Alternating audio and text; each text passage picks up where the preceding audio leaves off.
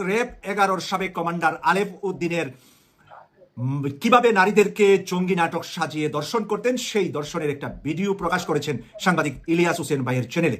সেই ভিডিওটি শোনার পরে যে কোনো মানুষের কলিজা আটকে উঠবে যে র্যাবে কিভাবে যারা ইসলামী লেবাস এবং পোশাক পরে যে নারীরা চলতেন, যেই পরিবার চলতেন, সেই পরিবারকে জঙ্গি নাটক সাজিয়ে সেই পরিবারের নারীদেরকে দর্শন করা হতো। এই কর্মগুলা করে গিয়েছে দিব্যিভাবে শেখ হাসিনার সময়। আর সেই জায়গা থেকে আলেফের এই কাণ্ড নিয়ে এবং সেই ভুক্তভোগীর মুখ থেকে আমরা কথাগুলা শুনছিলাম, তাই আপনাদের সামনে আমি একটু তুলে ধরছি অডিওটা।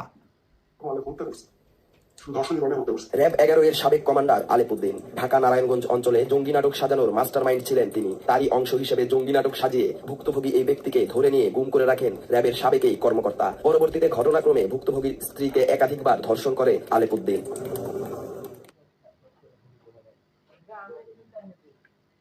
ছেড়ে দেওয়া হয় তাকে। মুক্ত হলেও মুক্তি মেলেনি তার। 2018 সালের ফেব্রুয়ারি মাসে আবারও অন্ধকার নেমে আসে তার জীবনে। এবার তাকে না পেয়ে তার স্ত্রীকে তুলে নিয়ে যায় র্যাব সদস্যরা। 3 দিনের মাথায় আমি জানতে পারি যে ওই দিন আমাকে না পেয়ে আমার স্ত্রী এবং আমার শালককে তারা তুলে নিয়ে যায়। তুলে নিয়ে 3 দিন আটকে রাখছিল তারা। আর তার স্ত্রীকে তুলে নিয়ে যাওয়ার নেতৃত্ব দেয় র্যাব 11-র সাবেক কমান্ডার আলেপ উদ্দিন ও এএসপি মশিউর রহমান। তার স্ত্রীকে ওই দিন শারীরিকভাবে লাঞ্ছিত না করলেও একজন নারীকে যতটুকু সম্মান দেখানো হয় তার ছিটে ফোটাও দেখায়নি আলেপ। অকথ্য ভাষায় গালি দেওয়ার পাশাপাশি অনৈতিক সম্পর্কে জড়ানোর ইঙ্গিত দেয় র্যাবের পোশাকধারী মনুষ্যত্বহীন এই কর্মকর্তা। শেষ পর্যন্ত স্ত্রীর সম্ভ্রম রক্ষায় আলেপের কাছে স্বেচ্ছায় ধরা দেন ভুক্তভোগী এই ব্যক্তি। পরে একরকম ফ্যামিলি চাপে আমি আত্মসমর্পণ একরকম কি বলবো যে আমি নিজেই র্যাবে গেতে যাই। স্বেচ্ছায় র্যাবের হাতে ধরা দেওয়ার পর আবারও জেলে পাঠানো হয় তাকে। এ যাত্রায় 3 মাস জেল খেটে মুক্তি পান তিনি। তার এই সংক্ষিপ্ত জেল জীবনে পেয়েছেন সর্বোচ্চ সুযোগ সুবিধা। আর এই সব কিছুর ব্যবস্থা করে দিয়েছেন আলেপ উদ্দিন। তাকে সুযোগ সুবিধা দেওয়ার নামে তার স্ত্রীকে ধর্ষণ করে আলেপ। যেখানে থেকে 3 মাস পরে বেরলাম।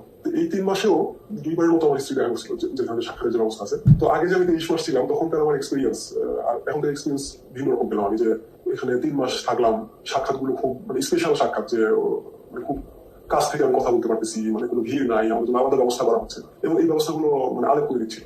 তখনই আমার স্ত্রী মুখে আমি শুনছি যে আলেপ ব্যবস্থা করে। শেষবার কারামুক্তির দিন তার স্ত্রীকে ফোন দেন র্যাবের সাবেক কর্মকর্তা আলেপ উদ্দিন। স্বামীকে নিয়ে র্যাব 11-র হেডকোয়ার্টারে দেখা করতে বলেন আলেপ। দেখা করতে গেলে স্ত্রীর সঙ্গে কথা বলার নামে স্বামীকে গেস্ট রুমে বসতে বলেন আলেপ উদ্দিন। এ সময় স্বামীকে বাইরে বসিয়ে স্ত্রীকে ধর্ষণ করে র্যাবের সাবেক এই কমান্ডার। এটি তার স্ত্রীকে 3য়বার ধর্ষণের ঘটনা। এখন প্রশ্ন জাগতে পারে, প্রথম ও দ্বিতীয়বারের ঘটনা বাদ দিয়ে কেন 3য়বারের কথা বলছি? কারণ এর আগে ভুক্তভোগী জানতোই না তার জেল জীবনে স্ত্রীর সঙ্গে কি কি ঘটেছে। এদিনের পর সব ঘটনা জানতে পারেন তিনি। তো নীতিবাক্য শুনে আমাকে এসে গেস্ট রুমে বসতে বললো। গেস্ট রুমে চলে গেলাম, আমার স্ত্রীকে সেরে খেতে আমার স্ত্রীর সাথে কিছু কথা আছে। তো আমি কোনো বিষয় করে আমার ফাঁসলো, কান্না চোখ কালো। তো তখন আমি কিছুই যাই আসলে। স্বামীর জন্য স্ত্রী আর স্ত্রীর জন্য স্বামীর ত্যাগে গড়ে ওঠা তাদের সাজানো সংসার। আপনারা জঙ্গলের জন্তু জানোয়ারের সংবাদ পেয়েছেন। আজকে র্যাবের ভিতরেও এই জন্তু জানোয়ার, জঙ্গলের জন্তু জানোয়ারকে পাঁচ করে দিয়ে সেই জানোয়াররা যে বসবাস করছে র্যাবের ভিতরে, সেই র্যাবকে এখন বাতিল করা এখন সময়ের দাবি বলেই আমি মনে করছি। সাংবাদিক ইলিয়াস হোসেন ভাইয়ের চ্যানেলে 1 ঘন্টায় প্রায় লক্ষাধিক মানুষ এই ভিডিওটা দেখেছেন। আমি নিচে দেখে শোনার পরে আমি ভাবছি কেটিভি 24-এর প্রিয় দর্শকদের জন্য গুরুত্বপূর্ণ কথাগুলা আপনাদের সামনে তুলে ধরি। এই গুরুত্বপূর্ণ কথাগুলা আমি আপনাদেরকে শোনালাম এমনটাই ইলিয়াস ভাই শুনিয়েছেন, কারণ যিনি ভুক্তভোগী ওনার চেহারা ফেস দেখানো হয় নাই, কারণ এই কারণে নয় যে ওনারও তো বাকি জীবনটা বেঁচে থাকতে হবে। সর্বশেষ 4বার দর্শন করেছিল রমজান মাসের 27 তারিখে। তিনি এতেকাফে ছিলেন, স্বামী আর স্ত্রীকে দর্শন করেছিলেন। সেই 4র্থবারের দর্শনের পরে স্ত্রী মানসিক ভারসাম্য হারিয়ে সর্বশেষ স্ত্রী মারা যান। ওনার স্ত্রীকে হত্যার জন্য এই আলেফকে হত্যা মামলার আসামি করা এখন সময়ের দাবি। আর এই র্যাবের কমান্ডার আলেফকে হত্যায় নয়, তার সর্বোচ্চ হত্যার শাস্তি বাস্তবায়ন হবে বাংলাদেশের মাটিতে, এই বিশ্বাস আমি করি। ভারতের উত্তর পূর্বাঞ্চলীয় রাজ্যগুলোর জন্য ডেডিকেটেড একটা version India Today NE, Indian Today North East. তারা একটা জরিপ করেছে শেখ হাসিনাকে ভারতে রাখা না রাখা নিয়ে। আমি এটাকে অনেক বেশি গুরুত্ব দিতে চাই তা না, আবার এটা খুব ছোটও না, কারণ এর সাথে আরও 2-1টা ইস্যু আমি যোগ করে কথা বলতে চাই। বিশেষ করে জনাব শশী থারুর কয়েকদিন আগেই আবার কথা বলেছিলেন। শশী থারুর এই মন্তব্যটাও আমার বিবেচনায় খুবই গুরুত্বপূর্ণ, শেখ হাসিনার ভারতে থাকা না থাকা বা তিনি যা করছেন সেটার সাথে দুই দেশের সম্পর্কের ব্যাপারে। আমরা আগে জরিপটা একটু দেখতে চাই, তারপর শশী থারুরের কথা দিয়ে আমাদের করণীয় নিয়ে একটু আলাপ করব। ইন্ডিয়া টুডে সম্পর্কে আরেকটা ব্যাকগ্রাউন্ড একটু বলে রাখা ভালো। ভারতে যে মিডিয়াগুলোকে গদি মিডিয়া বলে, India today group is a huge one. তাদের টিভি চ্যানেল, পত্রিকা, বহু কিছু ডেডিকেটেড বিজনেসের জন্য আছে, এন্টারটেনমেন্টের জন্য আছে, রেগুলার নিউজের জন্য আছে, বিভিন্ন রকম। আমরা একটা চ্যানেল দেখবো যে ভীষণভাবে শেখ হাসিনার প্রোপাগ্যান্ডা চালায়, আজতাকও তাদের একেবারে রিপাবলিক বাংলা বা রিপাবলিক টিভির কাছাকাছি পর্যায়ের। সো আমরা এটুকু জেনে রেখে তারপর যাবো যে এইরকম একটা পত্রিকাও যে জরিপ করেছে সেখানে কী কী ফল পাওয়া গেল। এখানে বলা হচ্ছে ভারতীয় সরকার শেখ হাসিনাকে ফেরত দিতে অনীহা দেখালে উত্তর পূর্বাঞ্চলের 55% মানুষ চান তাকে বাংলাদেশে পাঠিয়ে দেওয়া হোক। 55% উত্তর পূর্বাঞ্চলের। তারপরে বলা হচ্ছে তাকে বাংলাদেশে আশ্রয় দেওয়া ঠিক ছিল কিনা এই ব্যাপারে মতামতের ক্ষেত্রে 23% বলছে তাকে আশ্রয় দেওয়া ঠিক ছিল, আর 37.6% বলছে ঠিক ছিল না। এটা সারা ভারতে, একটু খেয়াল করি, তারা এটাকে দুভাগে ভাগ করেছেন। একটা হলো তাকে দেওয়ার ক্ষেত্রে সঠিক ছিল কি ছিল না সেটা উত্তর পূর্বাঞ্চলে 23%, 37% হলো মানে ঠিক ছিল বলছে সারা ভারত। এই জায়গাটা আমাদের জন্য খুব ইম্পর্টেন্ট। বাংলাদেশে ফেরত পাঠিয়ে দেওয়া উচিত কিনা উত্তর পূর্বাঞ্চলের 55% মানুষ বলছে ফেরত পাঠিয়ে উচিত, এবং কারণটা বলা হচ্ছে এটা দিয়ে বাংলাদেশের সাথে সম্পর্ক ইমপ্রুভড হবে সেটার কারণে। আর সারা ভারতে এটা 21%, 21.1। তারপর বলা হচ্ছে যে তাকে বাংলাদেশে ফেরত পাঠানো না, অন্য কোনো দেশে ফেরত পাঠিয়ে যদি দেওয়া হয় সেটা কেমন হবে। সেই ক্ষেত্রে উত্তর পূর্বাঞ্চলীয় রাজ্যগুলোতে 15% আর সারা ভারতে 29%। কিন্তু এখানে আমার কাছে সবচেয়ে সিগনিফিকেন্ট যে ব্যাপারটা বলে মনে হয়েছে সেটা হলো সারা ভারতের 37.5% মানুষ মনে করছেন শেখ হাসিনাকে ভারতে আশ্রয় দেওয়া ঠিক আছে। তার মানে আমরা যদি উল্টোভাবে দেখি সেক্ষেত্রে 62% বেশি মানুষ মনে করেন শেখ হাসিনাকে ভারতে আশ্রয় দেওয়া ঠিক ছিল না। এই জায়গাটা খুব ইম্পর্টেন্ট। তার মানে সারা ভারত, এবং আবারও বলছি এটা ইন্ডিয়া টুডের একটা সিস্টার পত্রিকা নর্থ ইস্টের জন্য যেটা ইন্ডিয়া টুডে NE, তাতে এই জরিপের ফল এসেছে। তার মানে খুবই বিরাট সংখ্যক 2/3 মতো ভারতীয় মনে করেন তাকে আশ্রয় দেওয়া ঠিক হয়নি। বাংলাদেশে পাঠিয়ে দেওয়া নিয়ে আপত্তি আছে, বাংলাদেশে পাঠানো বাংলাদেশে না পাঠিয়ে অন্য জায়গায় এসব রীতিমত আছে। বিশেষ করে বাংলাদেশে পাঠানোর ব্যাপারে গ্লোবাল মানে সারা ভারতের ক্ষেত্রে, গ্লোবাল বলছি না, সারা ভারতের ক্ষেত্রে সেই পার্সেন্টেজটা খুব বেশি না, সেটা হলো 21.1%। আবার নর্থ ইস্ট এটা 55%। নর্থ ইস্ট মনে করে তাকে বাংলাদেশে ফেরত পাঠিয়ে দেওয়া দরকার। খুবই ইন্টারেস্টিং একটা সার্ভে। কিন্তু আমি এর সাথে একটু যোগ করতে চাই শশী থারুর। এই খবরটা এসছে ফেব্রুয়ারির 11 তারিখে, অল্প কয়েকদিন আগেই। সেখানে হেডলাইনটা এরকম, শেখ হাসিনার সাম্প্রতিক বক্তব্যগুলো জটিলতা তৈরি করছে বলে শশী থারুর বলছেন। তিনি নয়াদিল্লিতে ফরেন করেসপন্ডেন্টস ক্লাবে কথা বলছিলেন। সেখানে আমি একটু পড়ি। বাংলাদেশ ইস্যুকে স্পর্শকাতর উল্লেখ করে সতর্ক করে দিয়ে বলেন, প্রতিবেশী দেশটিতে যদি শত্রুভাবাপন্ন সরকার ক্ষমতায় আসে তবে ভারত ঝুঁকিতে পড়তে পারে। আমাদের সবখানে এই ধারণা দেওয়া উচিত যে বন্ধুভাবাপন্ন প্রতিবেশী হিসেবে যে কোনো নির্দিষ্ট রাজনৈতিক দল বা কোনো সম্প্রদায়ের প্রতি আমাদের উদ্বেগের চেয়ে আমরা প্রতিশ্রুতিবদ্ধ বাংলাদেশের জনগণের কল্যাণের প্রতি। খুব ভালো আমরা খেয়াল করি এই জায়গাটা আবার দেখি, নির্দিষ্ট রাজনৈতিক দল আওয়ামী লীগ ইন্ডিকেট করছেন, বা কোনো সম্প্রদায়ের প্রতি, হিন্দু সম্প্রদায়ের কথা উনি আসলে ইন্ডিকেট করে বলছেন, তাদের প্রতি উদ্বেগের চেয়ে আমরা প্রতিশ্রুতিবদ্ধ বাংলাদেশের জনগণের কল্যাণের প্রতি এই বার্তা দিতে হবে। He is in the right track. আচ্ছা, তারপর বলা হচ্ছে একটি নির্দিষ্ট দেশ কে শাসন করবে আপনি তা ঠিক করতে পারেন না, আপনাকে তাদের সঙ্গে কাজ করতে শিখতে হবে, এবং এটাই আমাদের করতে হবে। বাংলাদেশের বর্তমান পরিস্থিতি সম্পর্কে এক প্রশ্নের জবাবে তিনি বলেন, আমি মনে করি বাংলাদেশে যা ঘটছে তা আমাদের নিবিড়ভাবে সাবধানতার সঙ্গে পর্যবেক্ষণ করতে হবে, যেহেতু আমাদের অবস্থান বাংলাদেশের পাশেই। তারপর তিনি বলছেন, আমি মনে করি না বাংলাদেশের অন্তর্বর্তী সরকারকে শত্রুভাবাপন্ন বলা যায়, তবে এই সঙ্গে কিছু সতর্কতা বজায় রাখতে হবে। খুবই সেন্সিবল কথাবার্তা। শশী থারুরকে আমি শেখ হাসিনার পতন এবং পালিয়ে যাওয়ার পর থেকে ফলো করছি। তিনি প্রায় সব ক্ষেত্রেই সেন্সিবল কথাবার্তা বলেছেন। তার দল অবশ্য ভিন্ন আলোচনা, কিন্তু শশী থারুরের কথা বলছি। তবে শেখ হাসিনার সাম্প্রতিক বক্তব্য জটিল পরিস্থিতি স্বীকার করেন তিনি। তিনি বলছেন, সাবেক প্রধানমন্ত্রী শেখ হাসিনার বক্তব্য আমাদের জন্য জটিলতা তৈরি করছে। এই রাজনীতিবিদ বাংলাদেশের ক্ষেত্রে ভারতের পররাষ্ট্রনীতির দুটো বিষয়কে মানে মূল মাপকাঠি উল্লেখ করে বলেন, আমি দুটো বিষয়ের উপরে জোর দেব। আমাদের এমন কিছু প্রকাশ্যে বা গোপনে করা উচিত না যা বাংলাদেশের অভ্যন্তরীণ বিষয়ে হস্তক্ষেপের ইঙ্গিত দেয়। দ্বিতীয়ত, আমাদের জনগণের স্বার্থ, বাংলাদেশের জনগণের মঙ্গলকে সর্বোচ্চ গুরুত্ব দেওয়া উচিত, তিনি বলেন।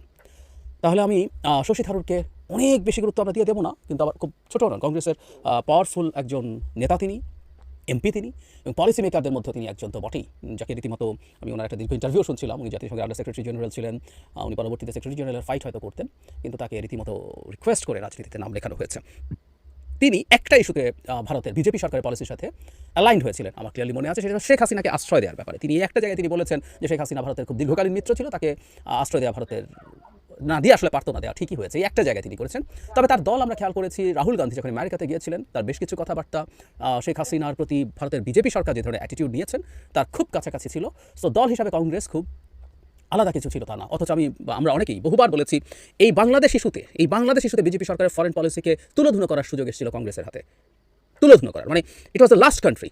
আর একটা দেশও আসলে তাদের তারা যেভাবে চালাতে চেয়েছিল নিয়ন্ত্রণে রেখে পারেনি। নিয়ন্ত্রণ দূরে থাকুক, সুসম্পর্ক বা ওয়ার্কিং রিলেশনশিপের মতো অবস্থাও ছিল না। এবং বাংলাদেশে এই ঘটনা ঘটার কিছুদিন আগেই মালদ্বীপে তার ডিজাস্টার হয়েছে। সে দেশে যেহেতু নির্বাচন জালিয়াতি করা যায় না, নির্বাচনের মাধ্যমে তার জবাব ভারত পেয়েছে, তার আগে নেপালে হয়েছে, শ্রীলঙ্কায় হয়েছে, বিভিন্ন জায়গায় কারোর সাথে সুসম্পর্ক নেই আসলে তার, ভুটানের সাথেও নেই। ভুটানের সাথে এখন চায়না সম্পর্কে যে কেউ দেখলে অবাক হয়ে উঠবেন, অবাক হয়ে যাবেন। সো বাংলাদেশ যখন সর্বশেষ এসে ডিজাস্টার হলো, পারতো, কিন্তু না, কংগ্রেসের আমার কাছে এটাই খুব অবাক লাগে যে তাদের এই পতনের এগুলো হয়তো একটা ইন্ডিকেটর যে তারা বাস্তবতা না বুঝে তাদের ব্যক্তিগত সম্পর্ক। শেখ হাসিনা নির্বাচিত হওয়ার পর, 24-এর পর, নির্বাচিত হওয়ার পর তিনি যখন ভারতে গেলেন এই দফায় প্রথম এবং শেষবার প্রধানমন্ত্রী হিসেবে, সেখানে উৎকটভাবে বিশ্রীভাবে ক্যামেরার সামনে, বিশ্রী শব্দটা আমি জেনে শুনে ব্যবহার করছি, এই রকম একজন ভোট ডাকাত স্বৈরাচারী টাইরেন্টের সাথে সোনিয়া গান্ধী তার দুই সন্তান নিয়ে অন ক্যামেরা জড়াজড়ি করেছেন, আলিঙ্গন করেছেন, অন্তরঙ্গতা দেখিয়েছেন। আমি মনে করি এটা পরিকল্পিতভাবে তারা দেখিয়েছেন যে তারাও শেখ হাসিনার সাথে আছেন, তাদের সকল মোদিজি তো আছেনই, তারাও আছেন। অথচ এটা একেবারেই খুব বাজে বার্তা দেয়। মোদির বিরুদ্ধে স্বৈরাচারী হয়ে ওঠার, ফ্যাসিস্ট হয়ে ওঠার অভিযোগ আছে। কংগ্রেস তো এখন অন্তত কাগজে কলমে একটা লিবারেল ডেমোক্রেসির কথাই বলে, যদিও আমরা ভুলিনি 2014 সালে তাদের ভূমিকা বা এর আগেও এই হাসিনা সরকারকে টিকিয়ে রাখার জন্য কী করে, বিশেষ করে 14 সালে তো পুরোপুরি তারা ক্ষমতায় থাকাকালীন সময় ঘটনাটা ঘটেছে, সুজাতা সিংয়ের ঘটনা ইত্যাদি ইত্যাদি। ফলে তাদের দলের অ্যালাইনমেন্টটা ঠিক নাই, এটাকে আমরা কন্ডেম করি। কিন্তু শশী থারুর যা বলছেন এবং এখন ভারতের যে জনমত আমাদের সামনে এসে হাজির হয়েছে, এটাকে আমরা গুরুত্ব দেবো। এর মানে এটা এই দাঁড়াচ্ছে বিভৎস রকম প্রোপাগান্ডা তারা চালিয়েছে, তারা ডিসইনফরমেশনের আর কিছু বাকি রাখে নাই। কিন্তু এত কিছুর পরও ভারতের খুবই উল্লেখযোগ্য সংখ্যক মানুষ তাদের ওই ন্যারেটিভটা নেয়নি। আমি আবারও বলছি, পুরো ভারতের অন্তত 62% মানুষ শেখ হাসিনাকে আশ্রয় দেওয়া ঠিক হয়েছে বলে মনে করেন না। তার মানে তারা শেখ হাসিনাকে নিপীড়িত বা অত্যাচারিত মানুষ মনে করে না, তারা শেখ হাসিনাকে ভয়ঙ্কর স্বৈরাচারী বর্বর বলেই মনে করে। সে কারণেই তাকে আশ্রয় দেওয়া ঠিক হয়নি বলে তারা মনে করছেন। তো এই ডিসইনফরমেশনের মধ্যেও দিনের শেষে মানুষের কাছে তথ্য গেছে। সুতরাং আমরা আশা রাখবো আমাদের এই ক্যাম্পেইন চলতে থাকুক, চলবো, আমাদের মতো করে বলতে থাকবো। ফলে ভারতেও যখন এই চাপ তৈরি হবে, আমি বলছি না শেখ হাসিনাকে বাংলাদেশে ফেরত দেবে, কারণ বাংলাদেশে ফেরত দেওয়ার ব্যাপারে আবার সারা ভারতে আপত্তি আছে, কিন্তু percentage will increase. I think এটা 55% আছে উত্তর পূর্ব ভারতে, 7 সিটসের বলি, কিন্তু রাজ্য 8টা। তো সেখানে তারা পাঠিয়ে দেওয়ার পক্ষে মেজরিটি, কিন্তু পুরো ভারতে এই পার্সেন্টেজ ইজ ভেরি লো, 21%। তারা রাদার অন্য জায়গায় পাঠিয়ে, তো সেখানে যদি অন্য জায়গায় পাঠিয়ে দেওয়ার ব্যবস্থাও করা যায়, এটা আমাদের অর্জন। নিদেন পক্ষে এই ক্রমাগত বিভিন্ন দিকের চাপের পরে যদি এরকম দাঁড়ায় যে তিনি চুপ থাকছেন, তিনি রীতিমতো ওই যে গতকালই সম্ভবত তাদের অবরোধ ছিল, ঘোষণা করেছিলেন 20 তারিখ তাদের হরতাল আছে, আমাদের রেডি থাকতে হবে হরতাল নিয়ে, এসব কথা বা ঘোষণা দিয়ে বক্তৃতা করব আমি, বক্তৃতা করে হুমকে দেয়া, সরকারকে অবৈধ বলা, দেখে নেব, এসব বলা, এগুলো ঠেকাতে পারা সম্ভব। আর আমি আশা করি বা বিশ্বাসও করি আমাদের সরকার শশী থারুরের সাথে, আমি সব দীর্ঘদিন দেখেছি, আমি একটু যোগ করতে চাই, যখন প্রথম শেখ হাসিনা পতন এবং পালিয়ে গেলেন, তারপর বিভিন্ন মিডিয়া যখন প্রচুর ডিসইনফরমেশন করছে, তাকেও ভাবছিল প্রশ্ন করে, উনি পার্লামেন্ট থেকে বেরোচ্ছিলেন, যে তাকে প্রশ্ন করে যে তাকে একই রকমভাবে সায় দেওয়ানো যাবে, কিন্তু উনি খুব স্ট্রংলি ডিসঅ্যাগ্রি করলেন। হ্যাঁ, কিছু ঘটনা মাইনরিটি প্রসঙ্গে বলছেন হয়েছে, কিন্তু আমি তো দেখেছি ওখানে মাদ্রাসার যারা টিচার আছে, স্টুডেন্টস আছে, তারা হিন্দুদের ঘর বাড়ি মন্দির পাহারা দিচ্ছে এবং তেমন মেজর কিছু হচ্ছে না, এসব কথাবার্তা বলছেন এবং জনগণের এই যে অর্জন, এই যে বিজয়টাকে কনগ্রাচুলেট করা উচিত, এসব বলতেন। সো শশী থারুরের সাথে যোগাযোগ বাড়ানো দরকার, তিনি তার দলের মধ্যেও যাতে এই ব্যাপারে একটা পজিশন তৈরি করতে পারেন। সো ভারতের বিভিন্ন জায়গায়, সেটা পলিটিক্যাল এলিটস, বিজনেস এলিটস এবং পাবলিক ইন্টেলেকচুয়ালস যারা আছেন সিগনিফিক্যান্ট, তাদের সাথে এই ধরনের একটা যোগাযোগ সরকারের দিক থেকে হওয়া দরকার, যাতে তাদের জনমত সরকারের ভেতরে, সরকারের বাইরে, রাজনৈতিক পরিসরে, সিভিল সোসাইটিতে, নাগরিকদের মধ্যে, ব্যবসায়ীদের মধ্যে, বিভিন্ন জায়গায় এটা হয়। কারণ ব্যবসায়ীরাও ভীষণ রকম ক্ষতিগ্রস্ত হচ্ছে মোদি তার সরকার দিয়ে বাংলাদেশের সাথে যে বাজে আচরণ করছে। আমি আজকে বিএনপির 3 জন নেতার বক্তব্যের আলোকে আমার আজকের আলোচনাটি সাজিয়েছি। নাম্বার 1, অ্যাডভোকেট রুহুল কবির রিজভী সাহেব বলেছেন যে জামাত একটি মুনাফিক দল। এটি বলার মাধ্যমে তিনি 3টি উদাহরণ টেনেছেন। এক হচ্ছে এরশাদের অধীনে আওয়ামী লীগ, বিএনপি এবং জামাত একমত হয়েছিল যে তারা জাতীয় নির্বাচনে অংশগ্রহণ করবে না, কিন্তু পরবর্তীতে দেখা গেল যে এই নির্বাচন বিএনপি বর্জন করলেও বিএনপির সাথে মুনাফিকি করে আওয়ামী লীগ এবং জামাত অংশগ্রহণ করেছিল এরশাদের অধীনে। আর 2 নাম্বার হচ্ছে 1996 সালে বিএনপি সরকারের বিরুদ্ধে জামাত আওয়ামী লীগকে সঙ্গে নিয়ে তত্ত্বাবধায়ক সরকারের দাবিতে আন্দোলন করেছিল। এখন প্রশ্ন হলো যে এরশাদের অধীনে নির্বাচনে অংশগ্রহণ করার মাধ্যমে জামাত যদি মুনাফিকি করে থাকে বিএনপির সাথে, তাহলে 1991 সালে বিএনপি যখন সরকার গঠন করেছিল, তখন এই জামাতের কাছ থেকে 18টি আসন ধার করে তারা কিন্তু সরকার গঠন করেছিল। তো যে দলটি একটি মুনাফিক দল, সেই মুনাফিক দলের 18টি আসন তারা ধার করে সরকার গঠনের মাধ্যমে জামাতের থেকে কি আরো বেশি মুনাফিকি বিএনপি করে নাই? 2 নাম্বার হচ্ছে 1996 সালে বিএনপি সরকারের বিরুদ্ধে তত্ত্বাবধায়ক সরকারের দাবিতে জামাত আওয়ামী লীগের সাথে যে আন্দোলনটা করেছিল, বিএনপি সরকার কি জামাত এবং আওয়ামী লীগের এই দাবিটা মেনে নেয়নি? এটি তো একটা জাতীয় দাবি ছিল, তারা মেনে নিয়েছিল। তো যদি সেই দাবি বিএনপি সরকার মেনেই নিয়ে থাকে, তাহলে তাদেরকে আবার তারা মুনাফিক কিভাবে বলে? আমার বোধগম্য নয়। 3 হচ্ছে জামাত যদি মুনাফিক দল হয়ে থাকে, তাহলে 1999 সালে বিএনপি এই জামাতের সাথে ঐক্য জোট করে 2001 সালে নির্বাচনের মাধ্যমে তারা জামাতকে সঙ্গে নিয়ে সরকার গঠন করেছিল। এই মুনাফিক দল জামাতকে সঙ্গে নিয়ে ঐক্য জোট করে নির্বাচনের মাধ্যমে জয়লাভ করে সরকার গঠন করার মাধ্যমে বিএনপি কি জামাতের থেকে বেশি মুনাফিকি করে নাই? আমি আপনাদের কাছে প্রশ্ন রেখে গেলাম, কোনো ব্যাখ্যা বিশ্লেষণ করতে চাই না। 2 নাম্বার হচ্ছে শামসুজ্জামান দুদু সাহেব এবং জয়নুল আবিদিন ফারুক সাহেব স্থানীয় সরকার নির্বাচন প্রসঙ্গে বলেছেন যে যারা স্থানীয় সরকার নির্বাচন চাচ্ছে তারা হচ্ছেন স্বাধীনতা বিরোধী। তো বিএনপি কেন স্থানীয় সরকার নির্বাচন চাচ্ছে না, এই ব্যাখ্যা করার আগে আমি দুদু সাহেবের এই বক্তব্যের কিছুটা আওয়ামী লীগের সাথে মিল খুঁজে পাই, সেটি আলোচনা করতে চাই। আপনাদের নিশ্চয়ই মনে আছে, পতিত স্বৈরাচার শেখ হাসিনা যখন ক্ষমতায় ছিল, তখন আপনারা জানেন যে বাংলাদেশের প্রায় সকল বিরোধী দল, জাতীয় পার্টি ছাড়া সকল বিরোধী দল আওয়ামী লীগের সমালোচনা করত। আওয়ামী লীগ জোর করে তাদের নীতি বিরোধী দলের উপর চাপিয়ে দেওয়ার চেষ্টা করত। তখন বিরোধী দলগুলি তাদের সেই চাপিয়ে দেওয়া তারা নীতির সমালোচনা করত, নীতির বিরোধিতা করত। তো তখন দেখা যেত যে স্বৈরাচার হাসিনা এক কথাই বলে দিত যে যারা আওয়ামী লীগ সরকারের বিরোধিতা করছে এরা হচ্ছে স্বাধীনতা বিরোধী। আজকে দেখা যাচ্ছে যে সেই একই বয়ান বিএনপি উপস্থাপন করছে। বিএনপির বিরোধিতা যারা করছে তারা স্বাধীনতা বিরোধী। আপনি বিষয়টা বোঝার চেষ্টা করেন যে স্থানীয় সরকার নির্বাচন চাচ্ছে জামাত, স্থানীয় সরকার নির্বাচন চাচ্ছে গণ অধিকার পরিষদ, নাগরিক ঐক্য, বৈষম্য বিরোধী ছাত্র আন্দোলন। শুধু বিএনপি চাচ্ছে না স্থানীয় সরকার নির্বাচন, তার মানে বিএনপির মতের বিরুদ্ধে যারাই যাচ্ছে তারা স্বাধীনতা বিরোধী। ঠিক অনুরূপভাবে স্বৈরাচার হাসিনা যখন ক্ষমতায় ছিল, আওয়ামী লীগের মতের বিরুদ্ধে যারা যেত তাদেরকে তিনি স্বাধীনতা বিরোধী ট্যাগ দিতেন। তো তাহলে কি আজকে আওয়ামী লীগের শূন্যস্থান বিএনপি পূরণ করছে? আপনাদের কাছে প্রশ্ন রাখলাম। এখন আসুন, বিএনপি স্থানীয় সরকার নির্বাচন কেন চাচ্ছে না, আর স্থানীয় নির্বাচনের সাথে জাতীয় নির্বাচনের কি সম্পর্ক, সেটি একটু আলোচনা করতে চাই। জাতীয় সংসদ নির্বাচনের মাধ্যমে সরকার পরিবর্তন হবে। বর্তমান যে সরকার আছে এই সরকার আর থাকবে না, নতুন আরেকটি সরকার আসবে। কিন্তু স্থানীয় সরকার নির্বাচনের মাধ্যমে তো কোনো সরকারের পরিবর্তন হবে না, বরং স্থানীয় সরকার নির্বাচন খুবই জরুরি। এটি আমি মনে করি সংস্কারের অংশ। কেন? ইউনিয়ন পরিষদের কোনো প্রতিনিধি নাই, কোনো চেয়ারম্যান নাই, মেম্বার নাই, পৌরসভায় মেয়র নাই, কাউন্সিলর নাই। তো তাহলে এইভাবে তো একটি রাষ্ট্র চলতে পারে না। এটি সরকারের একটি অংশ। বর্তমান সরকার তো আর 3 মাসের জন্য ক্ষমতায় আসেনি, তারা একটা লম্বা সময় ক্ষমতায় থাকবে। যদি আরো 1 বছরও তারা ক্ষমতায় থাকে, তাহলে এই রাষ্ট্র পরিচালনায়, এই রাষ্ট্রকে এগিয়ে নিয়ে যাওয়ার জন্য স্থানীয় সরকার নির্বাচনের মাধ্যমে যারা আমাদের রাষ্ট্রের নির্বাচিত প্রতিনিধি হিসাবে লোকাল পর্যায়ে প্রতিনিধিত্ব করবে, তারা তো কেউ নেই। তাহলে এর সাথে জাতীয় নির্বাচনের কি সম্পর্ক আমার বুঝে আসে না। অতএব এটি খুবই দরকার, স্থানীয় সরকার নির্বাচনটা খুবই দরকার। যে কারণে জামাত বা গণ অধিকার পরিষদ কিংবা আপনার বৈষম্য বিরোধী ছাত্র আন্দোলন সহ অন্যান্য রাজনৈতিক দলের যে দাবি, এই দাবির সাথে আমি একমত পোষণ করছি এবং এটি জনদাবি।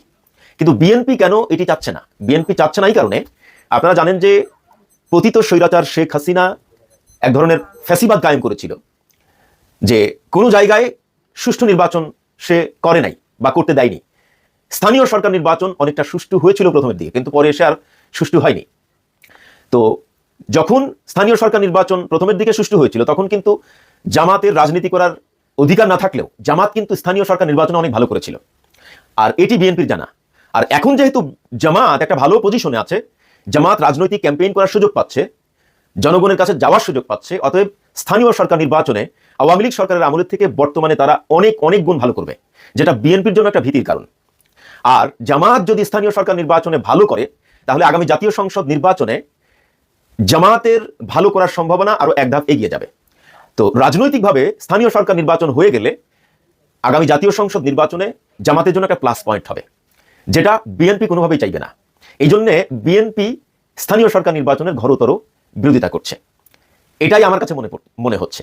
কারণ যদি স্থানীয় সরকার নির্বাচনে জামাত ভালো করে এবং জামাতের সেই প্রতিনিধিরা আগামী জাতীয় সংসদ নির্বাচনে তারা তাদের যে লোকবল, জনবল এবং জনগণের যে রায়, জনগণের যে সমর্থন, এইটাকে কাজে লাগিয়ে তখন জাতীয় সংসদ নির্বাচনে জামাতের পক্ষে ক্যাম্পেইন করে, সেটা বিএনপির জন্য ভীতির কারণ হবে। এই জন্য বিএনপি চাচ্ছে না যে স্থানীয় সরকার নির্বাচন হোক। গেল 2 নম্বর বিষয়।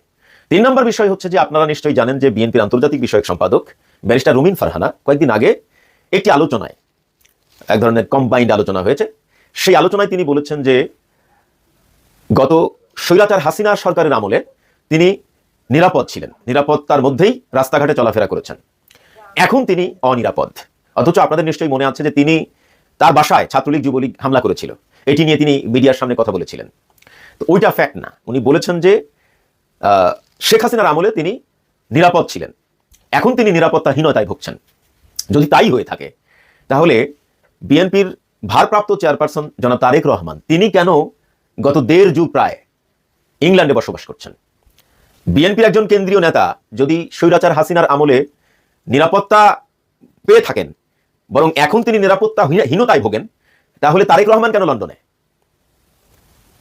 পাশাপাশি আমরা যারা অনলাইনে সোশ্যাল মিডিয়া অ্যাক্টিভিস্ট হিসেবে কাজ করেছি, কথা বলেছি, অতীত স্বৈরাচারের বিরুদ্ধে কণ্ঠকে উঁচু করেছি, আমরা কেন অনেকেই 1 যুগ 10 বছর বা 13 বছর 14 বছর দেশে যেতে পারিনি?